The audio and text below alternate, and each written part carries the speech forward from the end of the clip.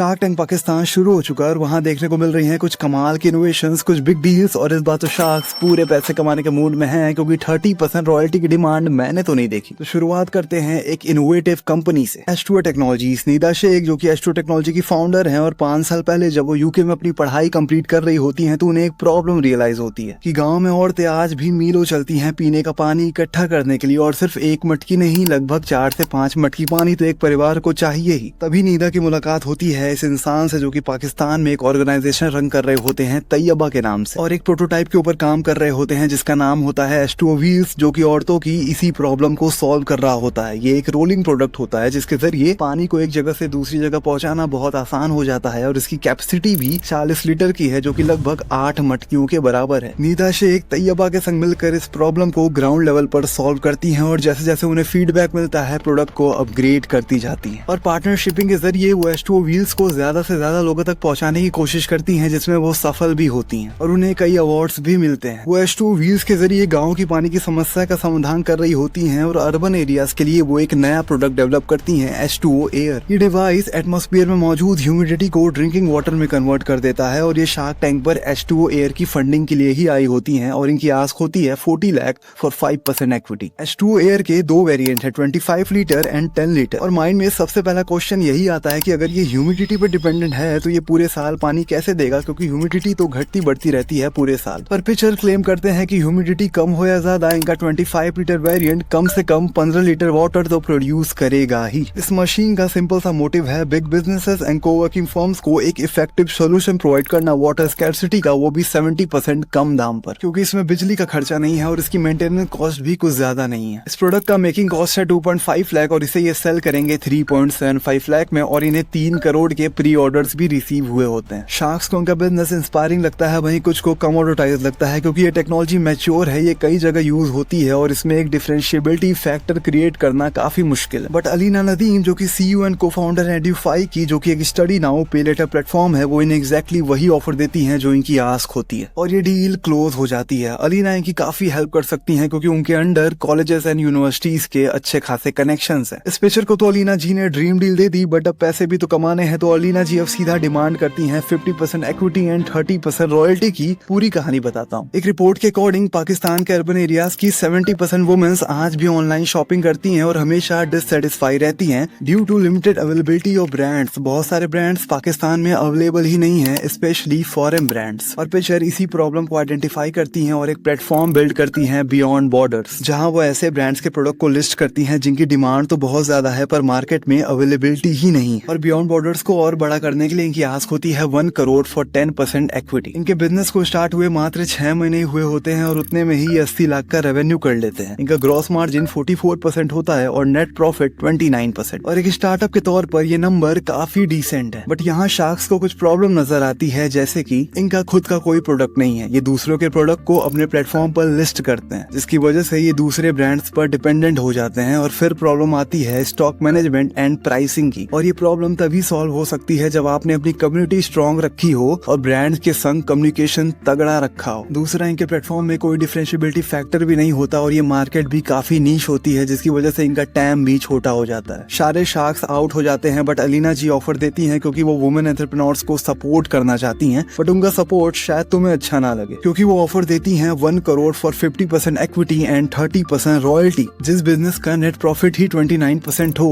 और अगर वो आपको 50% इक्विटी एंड 30% रॉयल्टी दे दे, तो भाई फिर वो बिजनेस क्यों चलाएगा? कोई सेंस ही नहीं बनती ऐसी डील की। तुम्हें अनुपम मित्तल की वो क्लिप याद है? शार्क टैंक पाकिस्तान भाई हो रहा क्या है वहाँ पे? तो I have seen some clips, मुझे तो बहुत हंसी आई, because there are things that are fundamentally technically wrong in terms of the investments and so on. बिल्कुल सही कहा था अनुपम ने। ये वीडियो बनाने के लिए मैंने शार्क टैंक पाकिस्तान की बहुत सारी पिक्चर्स देखी हैं, और एक बात मैं तुम्हें बता दूं कि वहाँ शार्क्स को 10 से 15% रॉयल्टी तो चाहिए ही। जहाँ शार्क टैंक इंडिया में तुम्हें रॉयल्टी डील्स सीजन 3 से देखने को मिलना शुरू हुई थी, यहाँ सीजन 1 से ही शुरू हो गई हैं, वो भी काफी जोर शोर से। ऐसा ही एक ब्रांड आता है क्वीन एक्सटेंशन, जो कि एक हेयर एक्सटेंशन ब्रांड है। हमने शार्क टैंक इंडिया में भी हेयर एक्सटेंशन के ब्रांड देखे हैं, सच एज निश हेयर एंड हेयर ओरिजिनल्स। और क्वीन एक्सटेंशन का भी बिजनेस मॉडल कुछ सिमिलर सा ही है, ये घर से अपना बिजनेस रन कर रहे होते हैं और 60 लाख का रेवेन्यू जनरेट कर रहे होते हैं। बट इनके मार्जिन कम होते हैं क्योंकि इनका खुद का कोई मैन्युफैक्चरिंग यूनिट नहीं होता और उसे ही बिल्ड करने के लिए इनकी आस्क होती है 50 लाख फॉर 10% इक्विटी। इनका ग्रॉस मार्जिन होता है 30% और इनका नेट प्रॉफिट होता है 20%, जो कि शार्क्स को बहुत कम लगता है। 2 शार्क्स आउट हो जाते हैं एक्सपर्टीज ना होने की वजह से और 3 शार्क्स इंटरेस्टेड होते हैं, रोमाना दादा, अलीना नदीम एंड उस्मान बशीर, और ये ऑफर देते हैं 50 lakh for 30% equity and 30% royalty. चलो ठीक है, स्टार्टअप है, आपने स्किन इन द गेम के लिए 30% इक्विटी की डिमांड कर ली, बट 30% रॉयल्टी क्यों? और ये नेगोशिएट करते भी हैं तो इक्विटी पे करते हैं और नया ऑफर देते हैं 50 lakh for 27% equity and 30% royalty. Normal सी बात है, ये डील तो नहीं होनी थी क्योंकि 30% रॉयल्टी देकर अपना बिजनेस किसी को बेचना नहीं है, बट एज ए एंटरप्रेन्योर आपको दूसरे एंटरप्रेन्योर की रिस्पेक्ट करनी चाहिए क्योंकि आप वहाँ अपने कंट्री के स्टार्टअप एंड एंटरप्रेन्योर कल्चर को सपोर्ट करने के लिए बैठे हैं, ना ही स्टार्टअप को लूटने के लिए। और 30% इक्विटी की डिमांड करके आप बिल्कुल लूटने का काम कर रहे हैं। और अब बात करते हैं एक ऐसी डील की जिसने शार्क टैंक इतिहास में एक वर्ल्ड रिकॉर्ड सेट किया हुआ है, जिसकी वैल्यू है 1.5 बिलियन पाकिस्तानी रुपया, in rupees 46.3 crore and in dollars 5.3 million. Sharaf ये एक कमोडिटी सोर्सिंग प्लेटफॉर्म है, मतलब ये बायर्स एंड सप्लायर्स को आपस में कनेक्ट करते हैं और region like Central Asia, Afghanistan से कॉटन, ऑनिक्स, मिनरल्स को इंपोर्ट करते हैं पाकिस्तान में और उसे एक्सपोर्ट करते हैं चाइना को। बेसिकली इनका सोर्सिंग एंड ट्रेडिंग का बिजनेस है, यानी माल को सोर्स करो और उसका ट्रेड करो।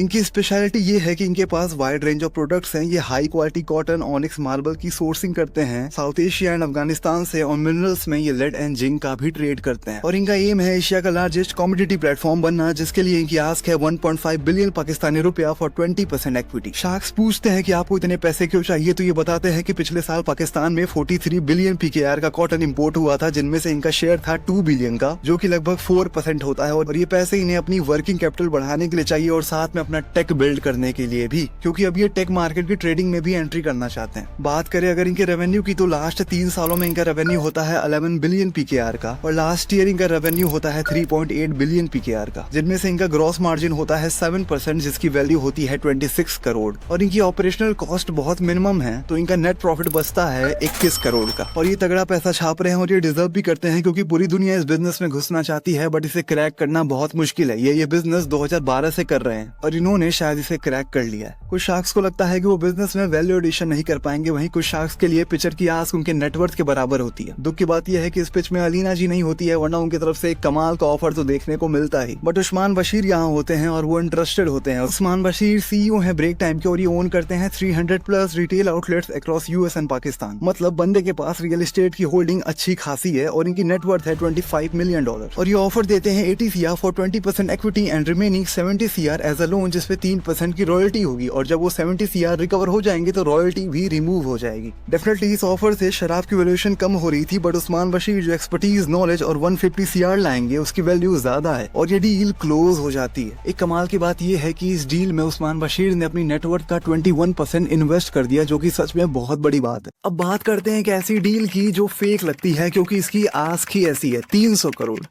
300 करोड़ नहीं, ये वाला नहीं, हमारी आस्क है 300 करोड़।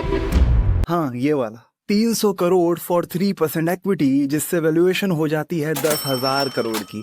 वाओ।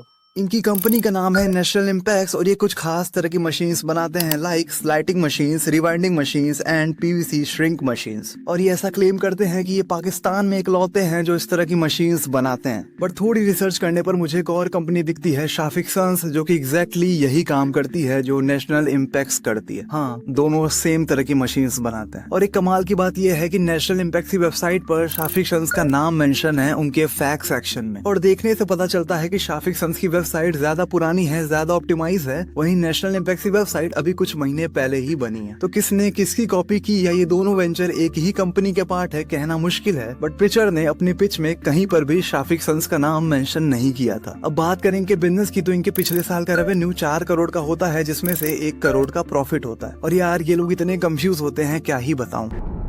100 अरब की 1000 करोड़ हो गया इस दफा। 100 अरब की नहीं, 100 करोड़ रुपए की, 300 करोड़ की, सॉरी 300 करोड़ की आस्क है। इनकी आस कितनी ज्यादा होती है कि शार्क्स इनसे और कुछ पूछते ही नहीं है, तो मैं भी तुम्हें ज्यादा कुछ नहीं बता पाऊंगा। डील तो इन्हें मिलती नहीं, बट शार्क टैंक पाकिस्तान को एक अच्छी खासी रीच मिल जाती है, क्योंकि सबसे ज्यादा व्यूज इनकी इसी पिच में है। और अब रात के 4 बज गए हैं और मेरे 12, और ये वीडियो मैं इससे ज्यादा लंबी बनाना नहीं चाहता। सो टाटा बाय बाय।